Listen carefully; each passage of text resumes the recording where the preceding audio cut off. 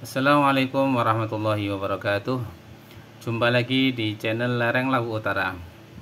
Kemarin sudah kita membaca bersama-sama firman Allah Subhanahu wa taala tentang pentingnya ikhlas, yang mana ini merupakan arahan dari Imam Nawawi sebelum kita mempelajari kitab ini, bahwa hendaknya kita ini ikhlas dalam segala perkara.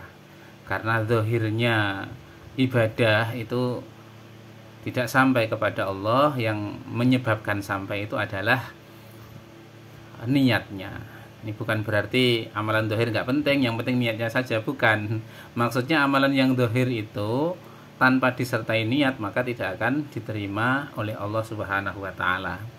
Karena yang namanya ibadah itu kan ya banyak, orang yang buat ritual ibadah itu kan banyak, yang buat puasa juga banyak, itu kan dohirnya, membuat pengorbanan itu juga banyak. Tetapi maksudnya di sini adalah bahwa tanpa niat yang ikhlas maka amal kita tidak akan diterima oleh Allah Subhanahu wa taala. Dan kembali kepada asas yang pertama, bahwa keikhlasan itu dinilai dari motivasi awal mengamalkan perintah Allah, fadhkuruni adzkurukum, itu saja. Maka hari ini kita akan membaca sabda baginda Nabi Shallallahu Alaihi Wasallam mengenai pentingnya ikhlas. Hadis ini diriwayatkan oleh Sayyidina Umar, walaupun di sini dituliskan rawinya ya, mulai Imam Nawawi sampai Sayyidina Umar. Tapi kita akan langsung membaca saja. Bagi yang ingin panjang lebar mengenai rawi, bisa nanti belajar sama ustadznya terdekat. Qala Rasulullah Shallallahu Alaihi Wasallam, Rasulullah Shallallahu Alaihi Wasallam telah bersabda, innamal a'malu binniyat, sesungguhnya amal itu tergantung niatnya. Wa innama likulli imri'in ma nawa, dan hanyalah hasil amalan seseorang itu tergantung niatnya. Faman kanat hijratuhu ilallahi wa rasulihi fa hijratuhu ilallahi wa rasulihi.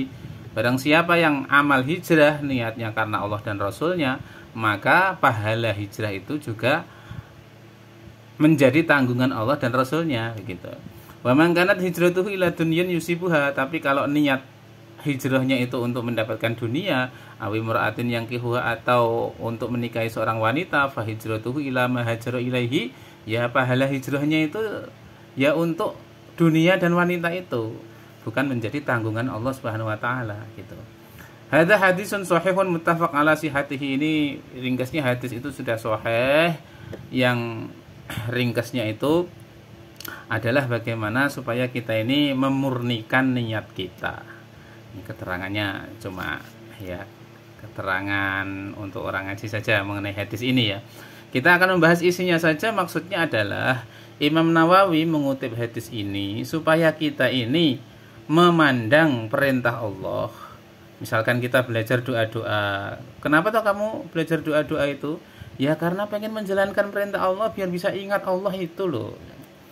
Bukan kadang-kadang orang itu niatnya itu sebaliknya. Misalkan Allah Subhanahu wa taala itu berfirman begini, nanti tak janjikan begini. Barang siapa yang begini nanti dapat begini. Kadang-kadang kita nggak melihat Allahnya, nggak melihat Rasulnya yang menyampaikan. Yang kita fokuskan hanya dapatnya apa. Nah, itu loh. Nah, sedangkan maksud dari tujuan doa-doa dan ibadah itu kan mengingat Allah.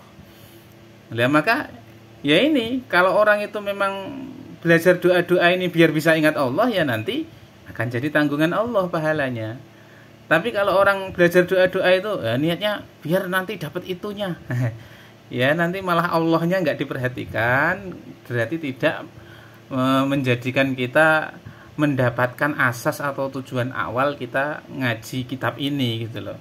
Makanya Imam Nawawi ingin menegaskan dari sabda Nabi ini, kalau nanti kita ini di dalam hadis ada ulasan begini dapat begini, tetap fokus kepada tujuan awal. Pasti hasil dari tujuan yang dijanjikan itu juga akan dikasih juga.